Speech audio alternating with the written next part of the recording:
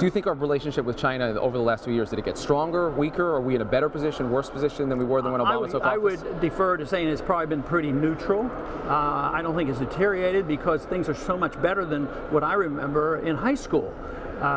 We were fighting the Chinese and the Koreans, and one of my teachers was sent to Korea and never came back. So that had an impact on me. So it's so much better. Yeah. I think Nixon did a lot of terrible things. I always criticize him about closing the gold window and all these things. But he opened up the door to China. I think we're much better off talking to the Chinese and trading with the Chinese, and they have an interest in staying peaceful with us as we have an interest on them, even though we have our differences on some of the trade and why do our companies go to China. And in some ways they embarrass us because they're more capitalistic than we are. Right. It's easier for our businesses to go to China than it is to stay here. That aggravates me, but I blame ourselves for that. All right, let's talk about one other person, your home state governor, Rick Perry, thinking about getting in. You want to give us an assessment of the governor?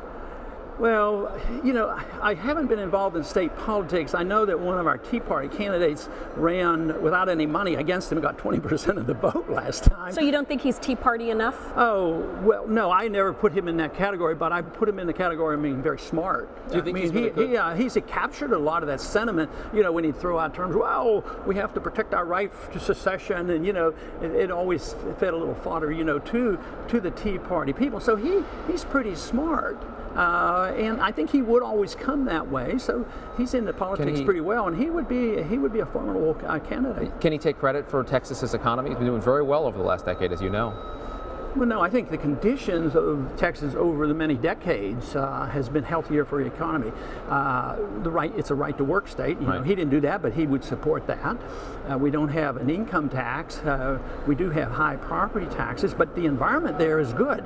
Those people that lose their jobs in the Midwest and the Northeast, they come to Texas. We're getting 4 new congressional seats. Yeah. In my own district, Caterpillar is opening a new plant, and so some of the states have a healthier environment than the other states. But even Texas, if we don't continue to do that, these jobs are going to still go overseas. So Texas has had a good environment for the business community. Congressman Ron Paul, the Republican from Texas, Republican presidential candidate. Appreciate you being here on Top Line. Thanks.